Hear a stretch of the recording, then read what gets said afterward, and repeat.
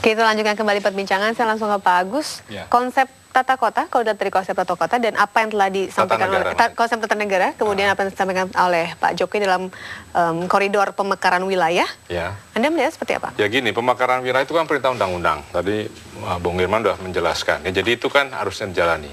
Dan kalau tadi Pak Jokowi bilang ini lobby-lobby, jangan lobby-lobby, ini barang lobby.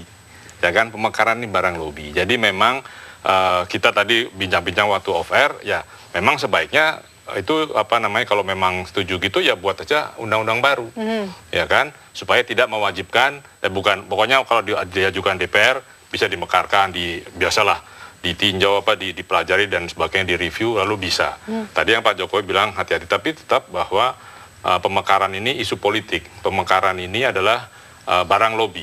Ya, kenapa misalnya Tangsel pisah dari Tangerang, karena di situ akan ada BSD, akan ada banyak-banyak. Jadi memang faktornya ekonomi, nanti mungkin Pak Kwik bisa jelaskan. Jadi tidak ada, menurut pandangan saya, dari kebijakan itu yang menyatakan bahwa pemekaran itu akan mensejahterakan rakyat, nggak ada. Tidak ada, yang ada yang mensejahterakan elit mungkin.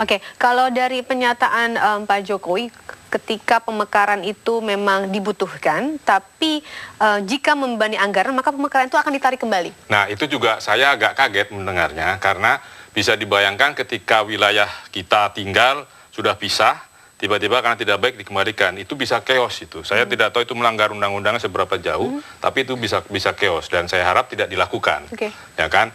Nah, tapi kalau tadi kita lihat gayanya Pak Prabowo bertanya, itu kan dia seperti tidak suka juga pemekaran. Nah, jadi ini mungkin saatnya siapapun jadi presiden, dirubah saja undang-undangnya. Supaya tidak lalu menjadi tekanan yang dari sisi DPR besar. Saya khawatir karena sisi Pak Prabowo itu kan fraksinya sedikit. Ini fraksinya besar. Jadi pasti nanti tekanan besar sekali di DPR. Sehingga itu akan sulit ditolak oleh Pak Jokowi kalau tidak segera diubah undang-undangnya. Mas Irman, Anda melihatnya juga sama seperti Pak Agus ketika Pak Jokowi menyatakan akan menarik kembali daerah yang dimekarkan jika itu membebani pusat gitu. Ya, saya kira tidak semudah itu ya menarik. Ketika sudah dimekarkan, maka konsekuensinya semuanya harus ikut di situ. Kalau ada kebijakan seperti itu, saya kira setuju saya. Ini resikonya bagi presiden itu sendiri ya. Banyak resiko yang mengancam di situ, jadi tidak sesimpel itu. Salah satunya chaos dan lain sebagainya. Jadi memang karena undang-undang memang memberikan ruang pemekaran di situ, jadi konsep pemekaran itu sebenarnya bagus, tapi implementasinya nampaknya tidak seindah dengan konsepnya itu di situ. Karena ya dari penjelasan Mas Agus tadi nampaknya memang bukan hanya kepentingan elit semata, orang mau jadi bupati di situ, ada kepentingan kapitalis di situ, yang ada kepentingan pasar masuk di situ dan lain sebagainya. Tapi bukan berarti kepentingan ekonomi ini adalah kepentingan haram juga di situ. Tinggal sistem ini semuanya diperbaiki karena kita ingin seluruh daerah Indonesia ini maju kan di situ. Tidak penuh dengan dengan ketertinggalan semua di situ. Jadi memang kita harus memikirkan lagi adalah mekanisme proses membangun pembangunan daerah itu yang mungkin tidak perlu banyak otoritas politik di situ seperti yang dijelaskan oleh Pak Kwik tadi. Tapi itu agak sulit dihindari ketika undang-undangnya memberikan ruang di situ. Memang itu barang dari untuk dilobi oleh daerah ke pusat dan ruangnya untuk ada. Jadi kalau mau saya setuju, silahkan nanti siapapun menjadi calon presiden mempropos kepada DPR, kita ubah aja undang-undang ini. Dulu pernah kan ada ide untuk moratorium pemekaran. Tapi kita semua orang hukum tata negara bilang nggak bisa Anda moratorium, barangnya ada, gimana caranya di situ. Itu hak bagi daerah untuk memperjuangkan pemekaran itu. Pak Kwik, Anda mempunyai pandangan yang sama? Ya, saya mempunyai pandangan yang sama tapi lebih mendasar lagi. Oleh karena pemekaran, undang-undang pemekaran tentu dimungkinkan setelah undang-undang dasar yang asli 1945 itu diamandemen sampai 4 kali menjadi undang-undang dasar 2002. Sekarang kalau Pak Jokowi memang mau mendengarkan rakyat katanya, dan Pak Prabowo juga selalu menekankan pada kehendak rakyat, itu cukup banyak loh rakyat yang menyuarakan, yang mengerti persoalan bahwa sebaiknya kembali kepada Undang-Undang Dasar 1945 yang asli. Dan yang mengatakan ini bukan orang sembarangan. Antara lain adalah doktor atau sekarang sudah profesor ya, A.B. Kusuma ya. A.B. Kusuma yang membuat buku yang tebal. Setiap pasal itu diperdebatkan lama sekali.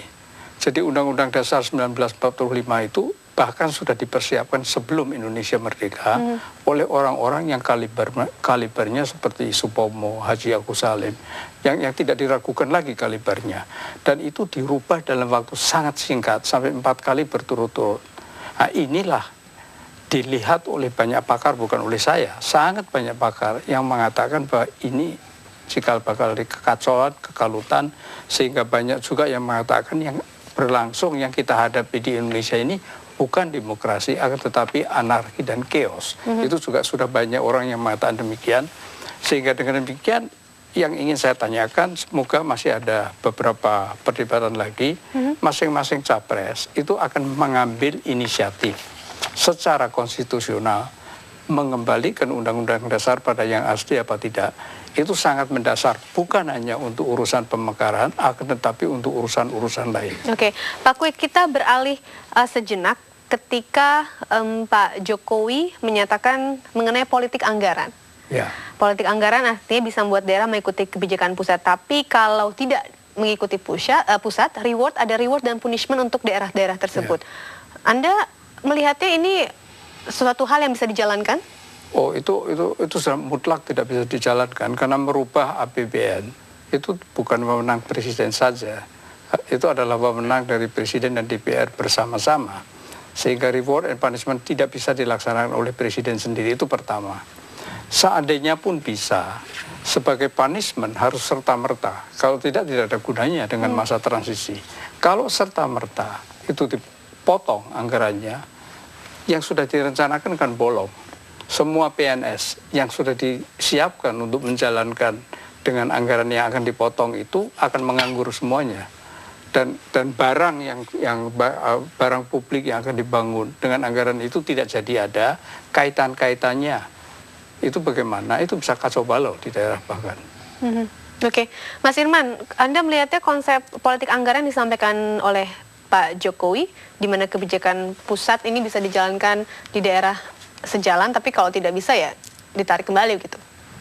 Ya, tergantung dari alokasi di Undang-Undang APBN itu ya, semuanya itu tentang anggaran itu semua. Bisa saja seperti kalau memang ada dasar hukum untuk melakukan itu, tapi persoalannya ada atau tidak saya belum bisa mengelaborasi lebih lanjut di situ tentang itu. Oke, Mas Agus?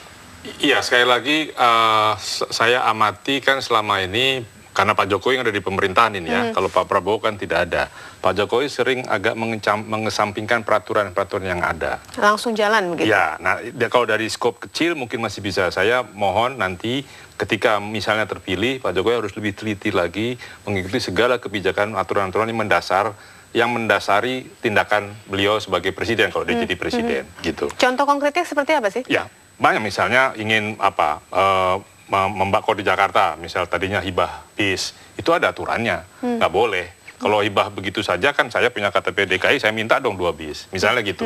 Nah nanti dalam skop nasionalnya itu bisa berbahaya.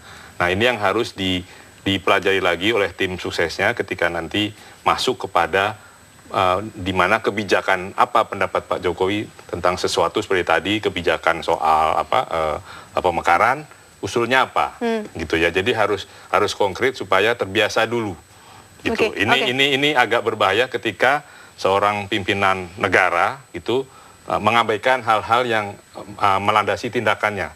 Itu saya khawatir terus terang. Atau jangan-jangan biar langsung tepat pada sasaran, cepat selesai dan lain-lain. Ya, tapi kan tidak bisa. Semuanya ada sistemnya. Oke, ditahan sampai di situ, Mas Agus. Nanti kita akan kembali dengan perbincangan ini. Pemirsa tetaplah bersama kami untuk mengulas isi debat Capres dan Cawapres 2014.